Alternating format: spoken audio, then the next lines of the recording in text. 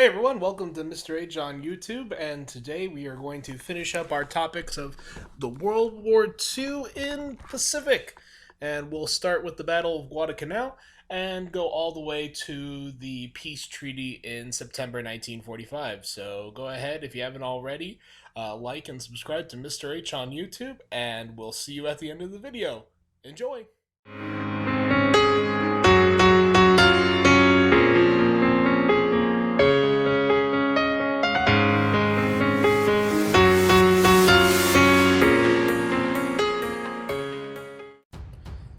All right, let's get right into it talking about the Pacific Theater. We left off with the turning point of the war in the Pacific Theater in World War II, and that was the Battle of Midway. By this point, the Japanese Navy no longer had the aircraft carrier personnel to really combat the U.S. Navy. This opened up the rest of the Pacific for U.S. naval invasion and attack, and this was really critical. This is in stark contrast to the European front in World War II. The Navy was very vital to the Allies in Europe in terms of supply, and of course it was critical in operations like Torch and Operation Overlord. But when it came to the Pacific Theater, the U.S. Army was a vital component, but really this was the fight with the Navy and the Marines. Because the Pacific is, well, an ocean. And oceans don't have a lot of land. That's what makes them oceans. And so the U.S. Navy and Marine Corps would go into a slog for the next 3 years, fighting from island to island with naval operations against the Japanese holdings. One of the first major victories was Guadalcanal, and this was critical to begin the strategy of what we like to call island hopping. Now, what does this mean? In lieu of, for instance, helicopter landings or parachuting, like you would see the helicopter, for instance, in Vietnam, and the parachuting you would see in the European front in World War II. The United States used island hopping in the Pacific Theater. Now, island hopping was really the only case and really course that the U.S. Navy could do. This was in part due to the technology and geography with which the U.S. was working with at this time. Let's talk about the geography first. The Pacific Ocean is big. All right, it's one of those statistics that if you fall from the sky, you have a higher likelihood of falling into the Pacific Ocean than you do of any place else on the planet Earth. And it's also consisting of very, very small rocky atolls and islands that dot most of the Ring of Fire and other parts of the Pacific. The other thing that the Pacific has to deal with is the fact that these islands were used as coal and oil and airfields. For the most part, the technology of the day allowed for ships to go for a certain amount of time, and then the need for refueling and re-upping. This is different than nowadays, where ships can be out on the water much longer and refueling is much easier. Especially when it came to the aircraft the Navy was using, airfields and the control of airfields was key to the battle. In just about every Pacific Theater fight that we'll talk about, one of the main objectives of the battle was to capture the airfield, which would allow dominance over the island. And so once Guadalcanal is over, the United States commences with its island hopping campaign. This goes on for the rest of the war, and in the most part, it is very successful.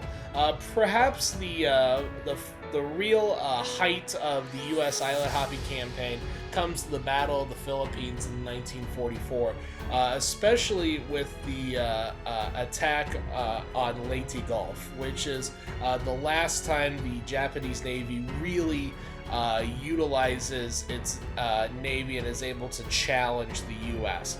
Lady Gulf marks pretty much the end of the Japanese Navy in World War II. Instead of that, the Japanese employ their own countermeasures, most notably the kamikaze attack.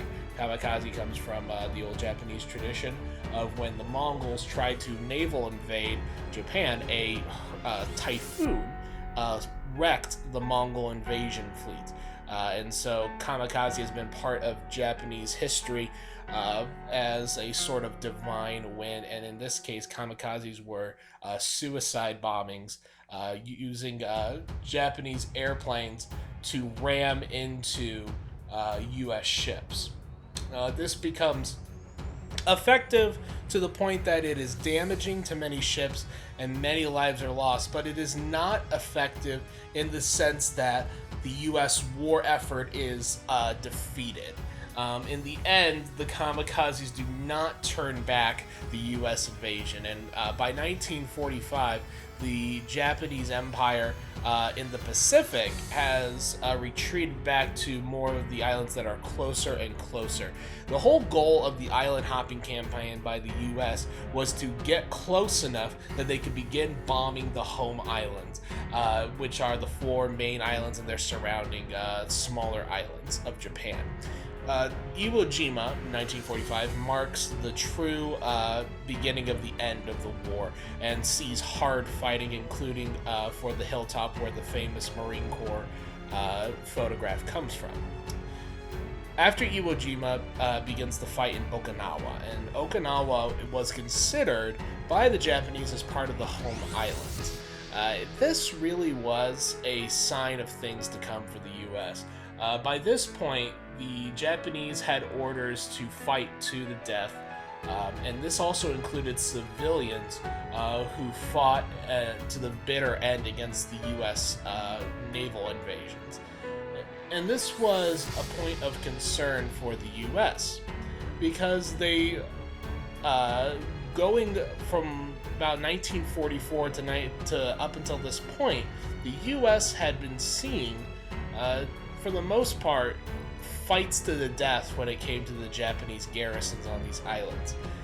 And thousands upon thousands of U.S. soldiers have been lost, tens of thousands of Japanese lives, both civilian and military, had been lost.